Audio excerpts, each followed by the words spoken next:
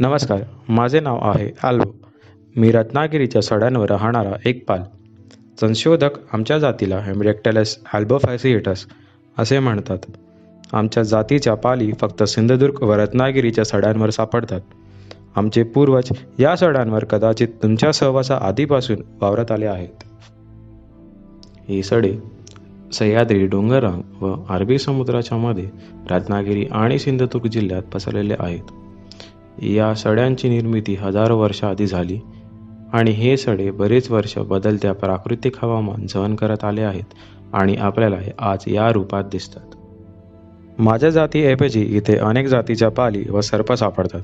ओपिसोप जातीची एक पाल या सड्यांसारख्या उघड्या जाग्यांवर सापडते. विषारी जातीचे साप जसे फुरसे सुद्धा इथे आढळतात. इथे फार कमी माती असल्यामुळे मोठी झाडं फारशी अशी दिसत नाहीत. म्हणून सावली नसल्यामुळे इथे उष्णता फार असते. या प्रतिकूल हवामान व शिकारी पक्ष्यांपासून बचाव करण्यासाठी आम्ही दिवसा इथे असलेल्या दगडांचा आसरा घेतो. या दगडांखाली आम्हीच नव्हे तर अनेक निशाचर कीटक व विंचूसुद्धा आसरा घेतात. सरपटणाऱ्या प्राण्यांऐवजी इथे इतर वन्यजीव सुद्धा दिसतात. ही माळ रानं उन्हाळ्यात जरी पडीक दिसली तरी पावसाळ्यात यांचे रूपच बदलून जाते. पावसाळ्याच्या पाण्यामुळे इथे बरीच छोटी डबकी तयार होतात, ज्यात बरेच छोटे कीटक, मासे व बेडके दिसतात. हजारो बेडकं पावसाच्या आधी या डबक्यात अंडी देतात. काही आठवड्यांनी या अंड्यातून बरेच भेकरे तयार होतात. या डबक्यात बरेच मासे सुद्धा आढळतात. हे मासे आजूबाजूच्या डोंगर व झऱ्यांमधून स्थलांतर करून या सड्यांवर अंडी देण्यासाठी येतात. या माशांपेक्षा अजून लांबचा प्रवास करून बऱ्याच जातीचे पक्षी विदेशहून या सड्यांवर थंडीत आसरा घेण्यासाठी येतात. थंडीत इथे तीर चिमण्यांचे शेकडो थवे दिसतात. गप्पीदास नावाचा एक पक्षी इथे युरोपमधून प्रवास करून येतो. काही पक्षी जसे चंडोल, बगळे, ढेकरी, वटवट्या आणि धाविक जंगलात न सापडता अशा उघड्या माळ रानांवर आढळतात. शिकारी पक्षी जसे समुद्री घार, खरुची, समुद्री गरुड आणि सर्पगरुड आमच्यासारख्या छोट्या जनावरांची शिकार करतात.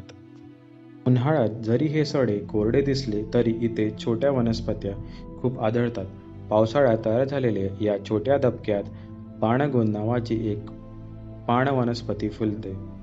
थंडीत या सड्यांवर विष्णुकांता, कोचप आणि बामुक जातीचे फुले आणि उन्हाळ्यात करवंद आणि हसोड नावाची फळे सापडतात. सड्यांवर बरेच निशाचर प्राणी जसे कोल्हे, साळेंदर, खवले मांजर, रान मांजर आणि छोटे उंदीरसुद्धा सापडतात. बारसू आणि देवाचे घोटणे सारख्या अनेक गावांच्या शेजारच्या सड्यांवर काही वर्षांपूर्वी कातळ शिल्प्यांचा शोध लागला. ही कातळ शिल्पे 10,000 वर्ष आधी या कडक कातळात कोरली गेली होती. ही कातळ शिल्पे या सड्यांचा फार जुना इतिहास सांगतात. जी विविधता व एवढा जुना इतिहास असून सुद्धा हे सडे पडीक जागेत गणले जात आहेत आणि यांना कोणत्याही प्रकारचे संरक्षण नाही. यामुळे या जागेवर अनेक प्रकल्प प्रस्तावित केले जातात. काही प्रकल्प जसे चिप्पी विमानतळ यशस्वी झाले तरी याचे परिणाम आज आपल्याला दिसत आहेत. प्रस्तावित जागेवर राहणारे कोल्हे व बिबटे आज चिप्पी विमानतळावर फिरकताना दिसत आहेत. नाणार व जैतापूर प्रकल्प तुमच्या निषेधामुळे यशस्वी झाला नसेल तरी काही वर्षांनंतर भविष्यात राजकीय दबावामुळे यांचे यशस्वी होण्याची शक्यता फार आहे. कोकण म्हटले की आपूस आंबा लगेच मनात येतो. या आपूस आंब्याची भारतातच नाही तर विदेशात सुद्धा फार मागणी आहे. आंब्याचे कलम लावण्यासाठी या कातळात विस्फोटक लावून खड्डे करून यात आंब्याची रोपं लावतात. रत्नागिरी, सिंधुदुर्ग आणि रायगड जिल्ह्यात आज आंब्यांच्या बागांमुळे शेकडो गुंठेवारी जमीन परिवर्तित होत आहे आणि जमीन वापर नमुना बदलत आहे. कोकणातली घरे हे चिऱ्यांपासून तयार होतात. हे चिरे कातळ तासून तयार केले जातात. चिरे तासून झाल्यावर या सड्यांवर 80 ते 100 फूट खोल व 100 ते 200 फूट लांब खाणे तयार होतात. या खाण्यांची नंतर काहीही उपयोग होत नाही आणि हे वर्षानुवर्षे असेच पडून राहतात. काही बेजबाबदार लोक काही कारण नसताना या सुक्या गवतांना आग लावतात. याला वणवा सुद्धा म्हणतात. वणवा लावणे हे बेकायदेशीर आहे आणि याने पूर्ण जागा नष्ट होऊन जाते.